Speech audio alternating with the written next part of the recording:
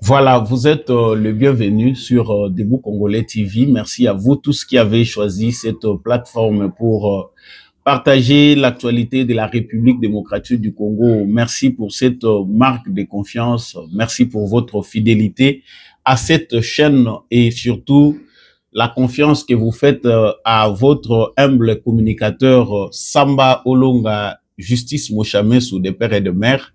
Donc, bienvenue sur cette chaîne. Déjà, commencez par vous abonner si vous n'êtes pas encore abonné. Likez cette vidéo, partagez avec les voisins et surtout, n'hésitez pas de nous laisser des commentaires. Dites-nous ce que vous pensez de l'actualité qui vous est présentée, surtout sur ce qui concerne la République démocratique du Congo. Alors, dans cette émission, 3 points ou 3 sujets feront l'objet de nos analyses et de notre décryptage.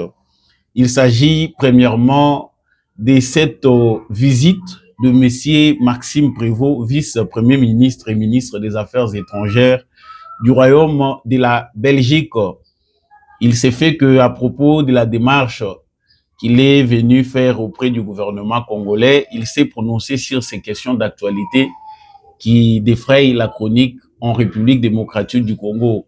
Il s'agit de la question de la démarche des Cinco. Nous devons savoir ce que lui pense, ce que la Belgique pense, ce qu'il a proposé au président Félix Tshisekedi et les inquiétudes concernant l'initiative de Doha et l'initiative de Washington.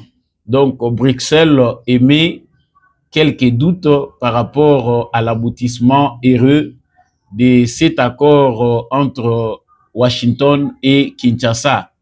Nous allons parler de ces inquiétudes, les points de vue européens, pourquoi il y a de plus en plus des Européens qui s'inquiètent par rapport à l'accord qui va déjà être conclu bientôt entre les gouvernements des États-Unis et celui de la République démocratique du Congo. Nous parlerons ici dans cette émission de cette démarche de la Cinco. La Cinco venait d'être reçue par le ministre d'État et au ministère des Affaires étrangères, monsieur Dr Mohamed bin Abdulaziz bin Saleh Al-Khulafai. Il a reçu la délégation de la Cinco, en tout cas dans le cadre de la démarche de la paix entre le Rwanda et la République démocratique du Congo. Est-ce que cette démarche de la Cinco pourrait aboutir à quelque chose? Félix Tshisekedi peut rallier vraiment cette position de la Cinco. C'est un sujet qui se rallie au premier sujet que je viens d'évoquer. Nous allons en parler pour compléter nos analyses parce qu'on en a déjà parlé dans l'émission précédente. Dans l'actualité d'aujourd'hui, je vais parler de cette alerte sur le plan sécuritaire pour la ville de Kinshasa. Cette alerte m'est parvenue des sources sécuritaires. Il y a un groupe d'officiers de l'armée congolaise qui veut manœuvrer pour déplacer des troupes vers la ville de Kinshasa. Alors, ces déplacements ou ces mouvements des troupes va créer l'insécurité dans la ville de Kinshasa ou va peut-être occasionner un mouvement qui n'est pas bon signe pour la ville capitale de la République démocratique du Congo. Tous les détails sont dans cette émission. Et avant de nous quitter, nous allons parler du braquage à main armée qui s'est fait encore à ciel ouvert en pleine journée. C'est dans la ville de Kinshasa toujours, à Lemba, terminus, pour ceux qui connaissent cette commune de la ville de Kinshasa. La police a réussi quand même à mettre la main sur ces criminels qui ont opéré en grand jour, au grand jour, et ils sont entre les mains de la police. Pourquoi cette multiplication des braquages? On savait qu'à Kinshasa, les criminels, ça existe, les pourcentages, les taux d'insécurité par rapport à la grande ville qu'est Kinshasa, les crimes à main armée, ce sont des faits qui étaient de plus en plus rares. Mais pourquoi ce phénomène devient de plus en plus, les cas se multiplient et il y a de plus en plus de gens qui opèrent en pleine journée dans la ville, dans la capitale Kinshasa. Nous allons essayer de les savoir avec vous tout au long de cette émission. Voilà pour les sujets que nous allons aborder avec vous. Merci d'avoir choisi cette plateforme pour partager avec vous l'actualité de la République démocratique du Congo. Si vous êtes déjà en ligne pour suivre cette émission, je vous dis grand merci. Likez, partagez, abonnez-vous si vous n'êtes pas encore abonné. Laissez-nous des commentaires, dites-nous ce que vous en pensez. Vous pouvez soutenir cette chaîne en appelant les numéros en bas de vos écrans, en attendant que nous puissions revoir certaines choses dans notre organisation pour voir comment ceux qui peuvent nous apporter leur contribution peuvent les faire de manière beaucoup plus organisée. Je retourne dans l'actualité. Je venais de dire que M. Maxime Prévost, c'est le ministre des Affaires étrangères du Royaume de la Belgique. Il va bientôt là conclure sa tournée, mettre terme à sa visite en République démocratique du Congo, surtout sa tournée dans la région des Grands Lacs. Il était au Burundi, en Ouganda, et puis en fin de compte en République démocratique du Congo, où il a rencontré les présidents Félix Tshisekedi, la première ministre Judith Suminwa, ainsi que quelques autres membres du gouvernement avec qui il a échangé. Alors, l'important pour nous dans cette émission, l'angle dans lequel nous focalisons notre information d'aujourd'hui, c'est son point de vue, c'est son expression par rapport à l'accord devenu viral entre les États-Unis d'Amérique et la République démocratique du Congo. Cet accord fait parler plus d'un observateur, que ce soit en République démocratique du Congo ou ailleurs. En tout cas, tout le monde veut savoir les contenus, qui gagne, qui perd. Est-ce que cet accord pourrait amener la paix à l'Est de la République démocratique du Congo? Est-ce que Washington pourrait, en fin de compte, peser de tout son poids pour que la sécurité soit une réalité à l'Est de ces grands pays d'Afrique centrale? Donc, Monsieur Maxime Prévost s'est exprimé à propos de Doha et de Washington. Doha, c'est au Qatar où il y a eu une ouverture des négociations ou des échanges entre, pour la première fois, le président Tshisekedi et le président rwandais Paul Kagame. Là-bas, c'était un début pour essayer de trouver une solution pacifique, comme le souhaite la communauté internationale, au conflit à l'est de la République démocratique du Congo. Mais Doha et Washington ne font pas l'unanimité de tous les observateurs qui observent de près la situation en République démocratique du Congo. C'est le cas de la Belgique, le cas aussi de la France. Mais ici, parce qu'on parle de la Belgique, Maxime Prévost dit qu'il faut rester vigilant quant au processus initié par Doha et par Washington. Je vous laisse d'abord les suivre un tout petit peu et puis nous revenons pour les analyses. Comme ministre des Affaires étrangères en solo avec une série de points d'attention majeurs que je souhaitais évidemment consacrer d'abord et avant tout à la crise dans la région des Grands Lacs et au conflit à l'est du Congo. Raison pour laquelle j'ai souhaité que cette mission courte de 5 jours, qui en appellera une autre pour pouvoir aussi aller à la rencontre d'autres capitales de la région, puisse passer par la RDC, bien entendu, première concernée, faut-il le rappeler, mais également préalablement par Kampala et par Bujumbura.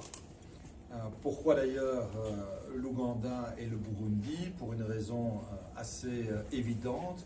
Ce sont tous deux des acteurs, évidemment, qui participent à la partition jouée à l'est du Congo. Ils ont une présence armée sur le territoire de la RDC, mais dans une démarche qui n'est pas fondée sur l'hostilité, contrairement, il faut bien le regretter et le déplorer, au voisin rwandais, qui a inscrit sa présence à l'est du Congo en soutien au M23 dans une démarche d'hostilité à l'égard de l'intégrité du territoire congolais. La position de la Belgique a été très claire et elle le restera sur ce conflit. Nous ne nous sommes pas réveillés un matin contre le Rwanda, nous ne sommes pas contre quiconque, nous sommes pour les principes élémentaires contenus dans la Charte des Nations Unies, et donc pour les questions de justice internationale, de respect du droit international, du droit humanitaire, et donc aussi des questions de souveraineté et de respect de l'intégrité territoriale. Et c'est cette boussole qui a toujours fondé la politique des affaires étrangères du Royaume de Belgique qui nous a amenés à pouvoir être particulièrement vocaux pour dénoncer effectivement les exactions dramatiques qui sont commises à l'est du Congo, avec, il faut le reconnaître et le regretter, la mobilisation insidieuse d'une série de forces de Kigali. Alors, nous avons souhaité donner écho, évidemment, à l'indignation partagée bien au-delà de Bruxelles par la communauté internationale. Rappelons que l'attitude rwandaise s'est vue condamnée par les Nations Unies, par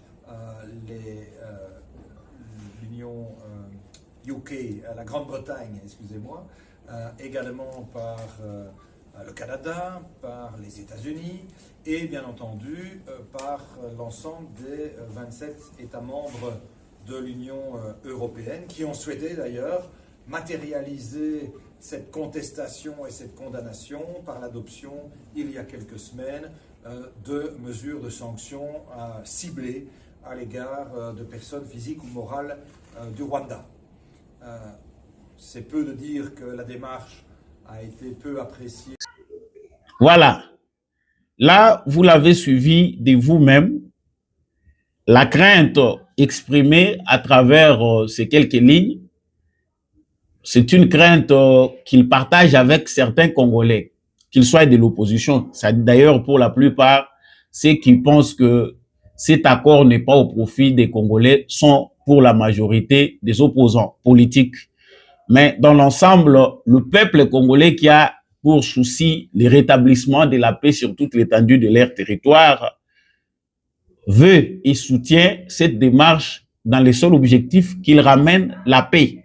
Les opposants politiques en République démocratique du Congo, on ne sait pas si leur opposition est basée sur l'opinion congolaise qui est d'accord avec eux ou sur leur propre ego ou intérêt. Est-ce que l'opposition par rapport à cet accord avec Washington, l'accord que Tshisekedi a proposé, c'est une opposition basée sur les faits, c'est une opposition claire ou c'est une opposition parce que la tête de Tshisekedi fâche? Je pense qu'il y a des conclusions qu'il faut se faire là-dessus. Mais pour ce qui est de M. Maxime Prévost, ministre des Affaires étrangères du Royaume de la Belgique, qui manifeste aussi, lui, des craintes par rapport au processus de Doha et Washington. Il a commencé d'abord par saluer, comme toute la communauté internationale.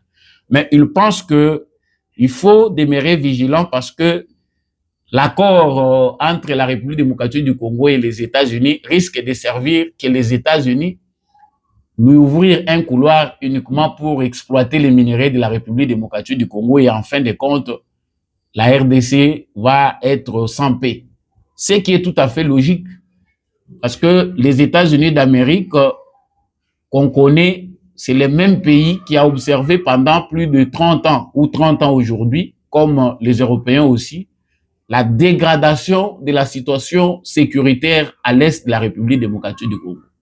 Donc, on ne peut pas contredire à ce stade la crainte affichée par ce ministre des Affaires étrangères de la Belgique, qui est une crainte fondée. Donc, la République démocratique du Congo a tout intérêt, avec son gouvernement, d'être toujours vigilant, de suivre de près cet accord, cette proposition qui est très bien accueillie par Washington, de peur que Washington ne puisse sécuriser que ses propres intérêts, mais qu'il ne puisse pas ramener la paix. Mais là, il y a aussi du travail à faire du côté gouvernement congolais. Mais cette crainte cache aussi un agenda européen, cet agenda qui contredit chaque fois Tshisekedi parce qu'ils ne sont pas encore d'accord avec Félix Tshisekedi depuis qu'il a accédé au pouvoir. Vous verrez que c'est... Je t'aime, moi non plus, avec Félix Tshisekedi. Entre Tshisekedi et l'Europe, ça a été toujours le cas depuis qu'il a commencé son premier mandat. c'est soit ça va, soit ça ne va pas. Mais Tshisekedi fait tout pour harmoniser ses relations avec l'Union, l'ensemble des pays européens, comme c'est la philosophie qu'il a amenée, c'est d'être ouvert à tous les pays, de ne pas avoir un penchant à droite ou à gauche, de se montrer ouvert à tous ceux qui veulent discuter sur la nouvelle façon de collaborer pour obtenir ce que vous voulez en République démocratique du Congo, en respectant aussi les droits des Congolais, comme il a dit dès son entrée au pouvoir, 50-50, si vous voulez avoir quelque chose en République démocratique du Congo. Mais l'Union européenne,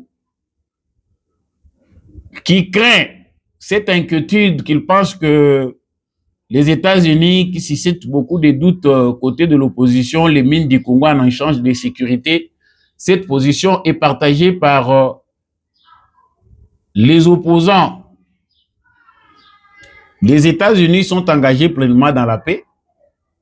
Les États-Unis s'est imposé.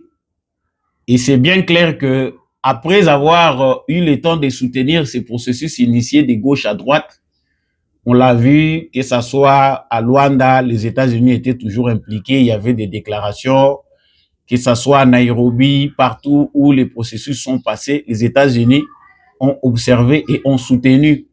Mais c'est après plusieurs échecs que les États-Unis, sous Donald Trump, l'administration Trump d'ailleurs, si on parle des États-Unis, on parle de toutes les tendances confondues, mais ici il s'agit d'une administration, c'est celle de Donald Trump, qui a pris les choses en main pour essayer, si le terme convient, d'imposer la paix.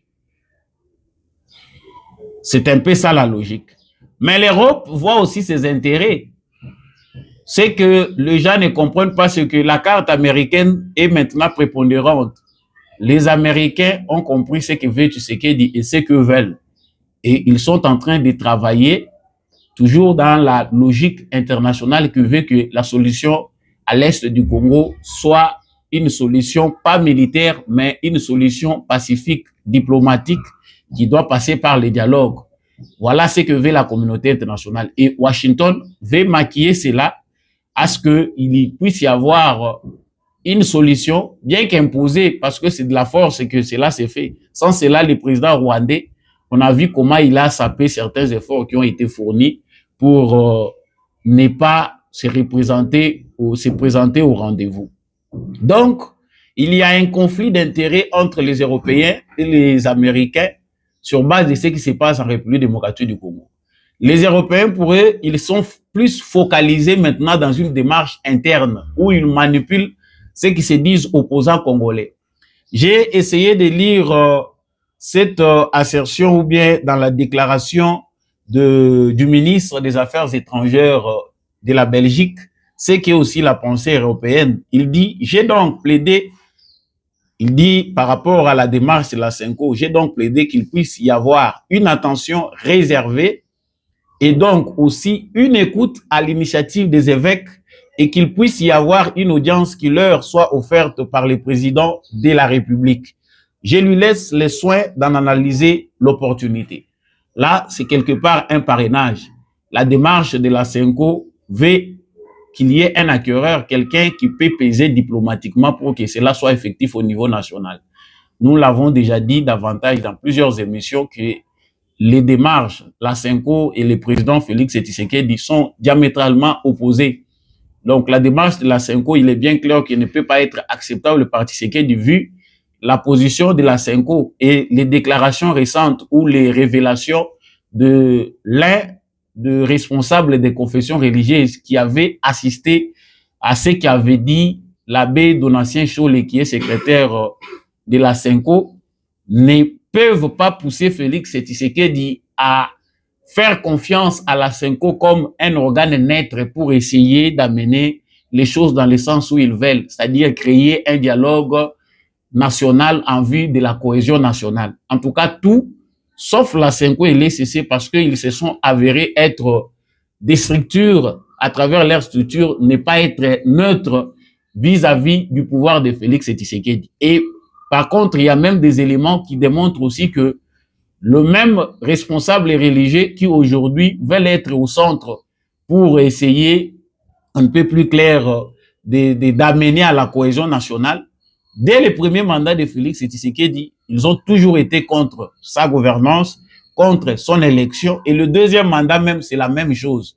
Alors, cette position qui les voit être beaucoup plus opposants que organe neutre ne permet pas à la Senko de s'afficher en médiateur, même si cela peut être pris comme une crise pour essayer de départager Félix Tshisekedi avec des acteurs politiques qui ne se sont pas retrouvés dans le jeu démocratique en République démocratique du Congo. Donc, l'Union européenne, la Belgique, la France, je peux citer deux pays, la France et la Belgique sont jusqu'à ce niveau, les deux pays qui ont essayé de se prononcer par rapport à la démarche de la Senko. Donc, la Senko a mené ces démarches sur le plan diplomatique pour que les pactes sociaux qu'ils ont initiés puissent arriver à la conclusion où il y aura cette démarche de paix. Mais malheureusement, il se pose un grand problème de forme avant de s'attaquer au fond par rapport à cette démarche.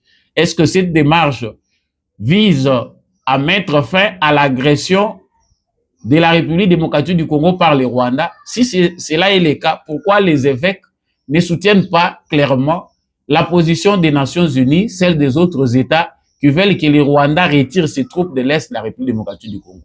Donc là, il y a deux démarches à suivre. Les deux démarches ne sont pas tous dans un seul lot. S'il y a des gens qui remettent en cause la légalité et la légitimité de Félix Tshisekedi, cela ne peut pas être mis dans un seul format où on va dire que l'agression du Rwanda par la République démocratique du Congo doit être liée à la gouvernance de Tshisekedi. C'est là où les choses se compliquent. Mais l'Union européenne pense que, outre les efforts qui sont fournis pour sauvegarder l'intégrité territoriale de la République démocratique du Congo et sa souveraineté nationale, il doit y avoir un effort au niveau national aussi pour qu'il y ait un dialogue qui va mettre ensemble tous les acteurs. Ça, c'est devenu une routine des acteurs politiques congolais depuis l'accord global inclusif du dialogue de San Suti, où les acteurs politiques congolais sont veulent chaque fois d'un dialogue. Chaque fois qu'il y a une élection ou des élections, il doit y avoir des dialogues pour enfin reconnaître ceux qui ne se sont pas retrouvés par rapport aux élections. Soit ce sont des gens qui vont en brousse, qui vont créer des rébellions, qui vont revenir après pour réclamer ou remettre en cause la légitimité de ceux qui sont issus des élections. Donc c'est devenu un cercle vicieux par rapport au jeu démocratique en République démocratique du Congo. En tout cas, cette culture remet en cause ou entache la régularité du processus de la démocratie en République démocratique du Congo. Donc, nous pouvons retenir ici que la démarche de la Senko, c'est pas une démarche qui peut être facilement acceptable par Félix Tshisekedi, vu leur position qui n'est pas une position vraiment acceptable. Et Félix Tshisekedi ne peut pas rallier l'initiative des évêques par rapport à ce que je venais de dire, même s'ils sont allés plus loin jusqu'à rencontrer les ministres des Affaires étrangères du Qatar. Donc là, ils ont été reçus par lui. C'est une démarche qu'ils veulent faire pour englober les tout. C'est-à-dire, si vous voulez résoudre la question de l'intégrité territoriale de la République démocratique du Congo, n'oubliez pas aussi la question qui est interne. Et ça, c'est une remise en cause de la souveraineté nationale de la RDC. Si les acteurs politiques congolais veulent d'une vraie cohésion nationale, ils ne peuvent pas aller chercher que ça soit ailleurs où il faut qu'on impose un dialogue en République démocratique du Congo. Et cette démarche, je pense que les Congolais qui nous suivent, les Congolais que vous êtes, je ne sais pas vous qui me suivez, ce que vous en pensez, vous pouvez le dire en commentaire, mais la réalité démontre clairement que les Congolais aujourd'hui, sur base de plusieurs processus, des dialogues, des consultations qui ont été menés en République démocratique du Congo, ne sont pas du tout d'accord avec cette démarche de la Senko qui vise à nous ramener à la case de départ, c'est-à-dire un dialogue qui va aboutir au partage des gâteaux, des postes, Ça a toujours été le cas en République démocratique du Congo. Donc, ce qui pousse les choses au dialogue et qui ont même rallié l'option militaire, comme les cas avec Ensemble de Moïse Katumbi ou encore les partis PPRD de Joseph Kabila, qui est déjà sanctionné et interdit de fonctionner sur toute l'étendue du territoire national. Je reviendrai là avec quelques analyses. Donc, comprenons que ceux qui ont rallié l'option militaire veulent pousser les bouchons plus loin pour obtenir ce qu'ils veulent, c'est-à-dire être au sein des institutions, ne pas se voir exclus parce que les élections... Donc, il est bien clair que la situation en République démocratique du Congo se joue sur base des intérêts. Les acteurs nationaux et internationaux qui interviennent dans cette crise veulent aussi obtenir leur part, que ce soit au niveau national, que ce soit au niveau international. Aucun acteur ne veut intervenir sans savoir ses intérêts à lui. Donc, l'opposition congolaise qui, aujourd'hui, est clairement alliée à la position de l'Union européenne, parce que la position de l'Union européenne a été toujours pour un dialogue, et l'initiative même des évêques de la CENCO et de l'ECC a été soupçonnée d'être prise à partir de l'Europe. C'est de là qu'est venue l'idée pour qu'enfin ils viennent en République démocratique du Congo initier un dialogue qui doit aboutir à ce qu'ils appellent cohésion nationale. L'actualité, vraiment, à ce stade, reste encore très riche dans les jours à venir, parce que là, on aimera savoir si Félix Tshisekedi pourrait, en quelque sorte, répondre aux préoccupations pour la plupart, les Européens qui veulent que ces dialogues se tiennent pour essayer de décrisper la situation, essayer de mettre ensemble ces opposants politiques qui voient que les choses ne se font pas ou bien ne sont pas au bon fixe au niveau de la gouvernance. Donc, voilà pour ce qui est de ces points par rapport à la CENCO. Je disais toujours dans le cadre de cette émission qu'il y a une alerte sur le plan sécuritaire pour la ville de Kinshasa. Ça, c'est une information que j'ai reçue des sources sécuritaires. Un groupe d'officiers supérieurs de l'armée congolaise veut manœuvrer pour déplacer des troupes de l'armée d'une province, je ne sais pas si c'est une province voisine de la ville de Kinshasa ou elle est encore lointaine de la ville de Kinshasa, mais déplacer des troupes pour les amener à Kinshasa. C'est quoi l'idée? L'idée est que, en prévision à des éventuelles ou à une éventuelle menace qui pèserait sur la ville de Kinshasa, il faut prendre des troupes d'une autre province pour venir renforcer les positions dans la ville de Kinshasa. Ça, c'est selon leur justificatif. Mais celui qui alerte sur ce plan dit clairement que ce que visent ces officiers-là, c'est de prendre des éléments infiltrés à qui ils ont doté les tenues militaires des forces armées de la République démocratique du Congo pour les amener à Kinshasa. Ça va créer de l'insécurité. On ne sait pas concrètement quel est l'objectif général visé à travers ces mouvements. Mais celui qui alerte pense que les mouvements veulent prendre des militaires, que ce soit ceux du M23, que ce soit ceux qui collaborent avec les Rwandais, les doter de tenues militaires pour mener une opération d'insécurité dans la ville de Kinshasa ou monter un coup. En tout cas, l'état-major général des forces armées de la République démocratique du Congo, le président de la République, tous ceux qui militent jour et nuit en République démocratique du Congo pour maintenir la sécurité doivent veiller sur ces points. Il est bien clair ici qu'il s'agit d'un mouvement de troupes. Et cette situation a déjà eu lieu avant la chute de Goma. Lorsque Goma est tombé avant les événements de la chute de Goma, on a reçu aussi de telles informations.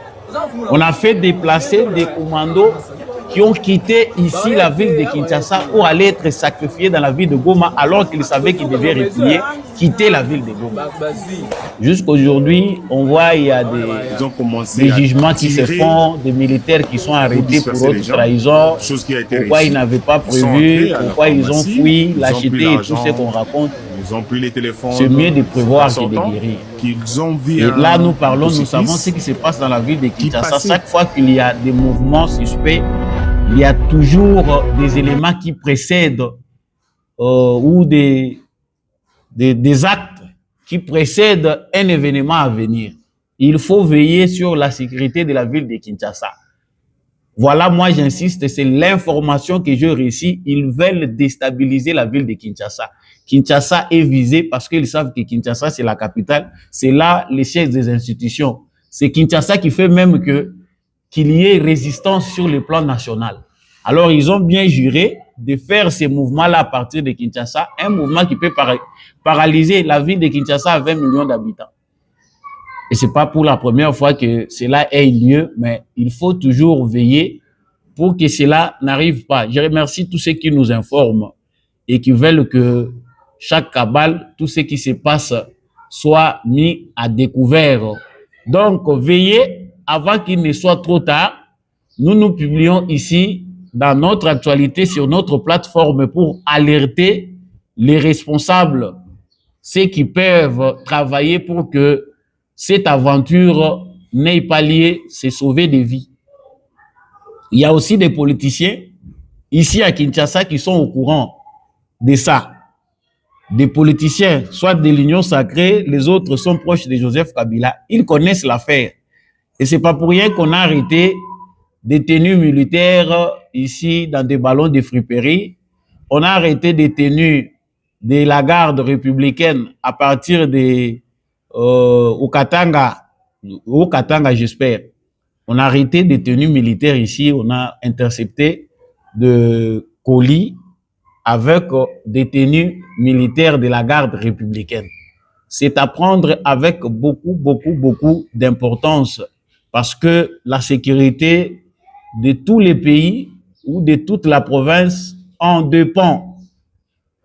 Et parce que on parle de la ville de Kinshasa, je lis cet élément à plusieurs autres éléments dont il s'agit par rapport à la sécurité. Vous verrez que l'insécurité a pesé lourdement sur la ville de Goma avant qu'elle ne tombe entre les mains des envahisseurs ou, comme on le dit ici à Kinshasa, ou de l'armée rwandaise. L'insécurité a précédé pour une ville de plus de 2 millions ou près de 2 millions d'habitants. Chaque jour qui passait, les gens revendiquaient, alors qu'il y avait toutes les unités des forces armées de la République démocratique du Congo dans cette ville-là. La police militaire, les forces armées de la République démocratique du Congo, la police nationale congolaise, les renseignements militaires, toutes les structures de sécurité de la République démocratique du Congo étaient présentes dans la ville de Goma. Cela n'a pas empêché que cette ville-là tombe entre les mains de l'armée rwandaise. On peut raconter tout ce qu'on peut dire. On peut dire, parler des allures belliqueuses de l'armée rwandaise ou du gouvernement rwandais, mais il y a quelque part une grande responsabilité des responsables de la sécurité en République démocratique du Congo. C'est par eux que la complicité passe. C'est par eux que la corruption passe pour déstabiliser les pays. Donc, il y a une forte proportion de la corruption qui détruit, qui ruine l'armée congolaise. Voilà pourquoi les autres défendent que la peine de mort soit réellement effective pour que les traîtres ne soient pas gardés dans des conditions qui énervent les autres, pour que ces phénomènes de haute trahison puissent diminuer au sein de l'armée congolaise. Il faut une loi martiale pour que les autres ne puissent plus aller dans ce même sens-là. Donc, voilà pour l'alerte sécuritaire pour la ville de Kinshasa. Je parlais des braquages à main armée. À Lemba Terminus, en plein jour, Lemba Terminus, pour ceux qui ne sont pas à Kinshasa, Lemba, c'est une des communes ou des 24 communes de la ville de Kinshasa. Donc, à Lemba Terminus, en plein jour, des individus armés ont fait irruption pour aller braquer un shop où on vend des unités et on échange les dollars en francs congolais. Ils ont mené leur opération sans tuer parce que celui à qui ils avaient ravi l'argent et tous ceux qu'ils avaient pris entre ses mains n'avaient pas opposé une résistance. Et ceux qui étaient là étaient dans les qui-vive. Mais après avoir mené leur opération au grand jour, le soir même, la police a annoncé avoir arrêté les responsables de cet acte. Ils sont tous arrêtés et c'est un bon coup de filet pour la police nationale congolaise. Ils ont mené leur opération, c'était pas trop loin des endroits où des points chauds où se trouve la police. Cet événement se passe pendant qu'il y a encore les séquelles d'un autre événement qui s'est passé aussi au grand jour. Là, c'était sur le rond-point Willery, sur l'avenue de Willery, l'avenue qui mène aussi jusqu'au boulevard du 30 juin à Kinshasa. Là encore, on a eu un tel événement. Ceux qui font des braquages, mais à Kinshasa, il y a aussi une proportion de criminalité, mais les gens ne craignent pas comme ça se fait ailleurs. Pour ceux qui ont vécu à Kinshasa et qui ont vécu aussi dans d'autres villes de l'Afrique, grandes villes ou autres, ils savent que la proportion de criminalité ou de banditisme à main armée dans la ville de Kinshasa n'est pas plus inquiétante que celle d'autres pays. À Luanda peut-être ou à Johannesburg, pour ceux qui sont en Afrique du Sud ou dans d'autres, c'est plus important, c'est plus critique que ce qui se passe dans la ville de Kinshasa. Ici, on parle beaucoup plus du phénomène Koulouna que ces systèmes de braquage qui devient de plus en plus coutume ou de plus en plus important dans la ville de Kinshasa. Ça s'apparente à un sabotage. Lorsque on veut attaquer une ville, on fait tout pour les rendre cette ville moins sûre. C'est d'abord un message que ceux qui organisent ces histoires veulent lancer. On veut présenter Kinshasa comme une ville de l'insécurité. Ça, c'est ce que moi j'ai trouvé comme analyse. Parce qu'avant, il n'y avait pas ça. Qu'est-ce qui peut déclencher ces phénomènes? Parce qu'au même moment où on parle de l'Emba Terminus, il y a aussi un autre événement similaire qui a encore eu lieu sur l'avenue du 24 novembre. Là encore, tout près de Kinshasa Mel, qui venait d'être inauguré il n'y a pas encore une année. Et il y a encore eu tentative de braquage. Là, les éléments de la police sont intervenus. C'est à une centaine de mètres du commissariat général de la police. Et ça, c'est grave, que des armes circulent comme ça dans une capitale et que les gens opèrent même à quelques mètres, veulent opérer à quelques mètres de la police nationale. C'est-à-dire, s'ils pèsent, ils ont compris que notre police n'est pas assez apte pour réagir à temps. Mais quand même, coup de chapeau pour notre police qui est forte en enquête. Parce qu'on se pose la question, comment on a pu trouver en une journée, même pas une journée, mais dans quelques heures, on a pu facilement arrêter ou mettre le main sur ces bandits armés qui ont ravi les biens des gens qui ont opéré en plein jour. Donc, nous avons certainement, dans la capitale Kinshasa, au sein de la police congolaise, des éléments importants qu'il faut bien équiper, bien renforcer pour les rendre plus professionnels. Parce que même dans d'autres pays, c'est difficile, hein, comme ça que des braquages aient lieu. Et dans une capitale où il y a près de 20 millions ou plus, peut-être, d'habitants, et qu'on arrive facilement à repérer, localiser ceux qui ont mené un coup de braquage comme celui-là. En tout cas, ces éléments-là, au sein de la police congolaise, doivent être bien encadrés s'ils existent, même s'ils ne peuvent pas être présentés au grand public. Mais ce sont des éléments professionnels qu'il faut encadrer. Mais la vraie réalité, la réalité qu'il faut mettre en avant, c'est celle d'un sabotage, d'un plan général de créer l'insécurité ou de saboter la ville de Kinshasa pour mettre enfin tout sur le dos de la gouvernance de Tshisekedi. Monsieur le ministre de l'Intérieur, il est important parce que c'est votre travail, le ministre de l'Intérieur actuel du gouvernement congolais, le maître Jacmel Chabani. Il est important d'avoir des unités spéciales de la police. Et on se pose la question pourquoi pendant 5 ans, 6 ans, on n'a pas eu à former même une unité nouvelle qui peut aussi déjà travailler avec une nouvelle philosophie. On pouvait avoir cela en entendant cette loi qui vient d'être votée, la loi de la programmation de la police et tout ce qui s'ensuit.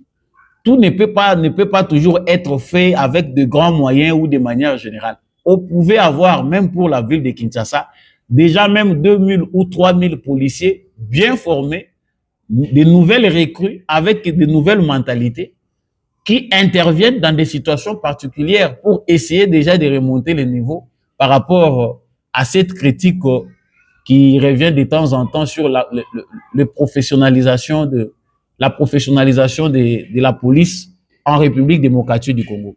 Donc voilà pour l'ensemble de points que nous avons préféré aborder avec vous dans le cadre de cette émission. L'actualité reste en contenu sur cette chaîne que vous aimez bien avec votre communicateur Samba Olonga ou Justice Monchamesou, des pères et de mères comme certains le disent. Likez cette vidéo si elle vous a plu. Si vous avez aimé les analyses, likez aussi. Abonnez-vous si vous n'êtes pas encore abonné. Partagez les nouvelles avec le voisin. Faites un large et maximum de partage et n'hésitez pas de nous laisser des commentaires. Dites-nous ce que vous pensez de l'actualité qui vous est présentée. On se retrouve prochainement avec un nouveau numéro. Au revoir.